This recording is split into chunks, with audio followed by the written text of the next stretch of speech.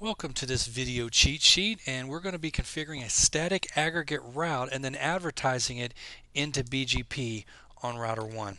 First, going to start off with a show IP BGP to see what's in the BGP table.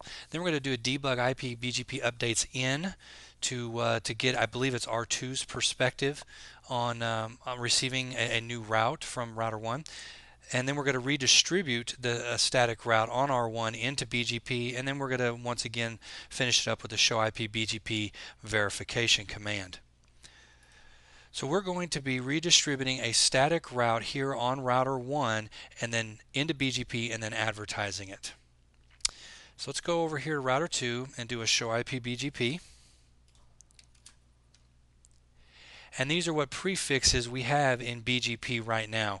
We're going to be advertising or redistributing into BGP this prefix right here, which is 111.111.111/24, which we do not have over here right now. We have this one from router 1, but we do not have 111.111.111/24. So let's do a debug IP BGP updates in on router 2 so that we can get its perspective of what's going on when router 1 starts to propagate this route. So we're going to do a redistribute static. That's how we're going to redistribute this aggregate route right here into BGP. Well, to do a redistribute static, you have to have a static route. So we're going to create this static route right here. I'm not going to go into detail as to what all of that means, but that's how you create a static route. And so we're going to do that real quick.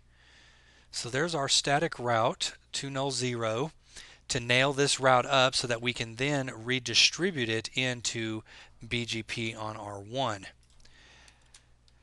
Now I'm going to show you all the other things that you can redistribute it into BGP. You can redistribute connected, which we did in a previous video cheat sheet. You can redistribute all kinds of protocols like OSPF, RIP, ISIS, EIGRP. Well, we're going to redistribute static. So I'm going to go ahead and do that. I'm going to redistribute static. Now I'm going to go back over to R2 and look at the debug output as well as the new show IP BGP command to see if we're receiving those prefixes. And here we go right here. We have an update. We see from router 1 we received an update, and the update we received is the new prefix that we just redistributed into BGP. So once again, we created this aggregate static right here and then redistributed this static route and any other static route that we may have had on R1 on router 1, because this will grab all of them, but we only had this one. But if you had a whole bunch more doing the redistribute static, we'll grab all of them and put them into BGP. That's where possibly if you want to filter out which static routes you put in, you could use a route map, which we touched on a little bit earlier in a previous video cheat sheet. And like I said, then we are going to have a dedicated video cheat sheet series to route maps. I feel like it's that important.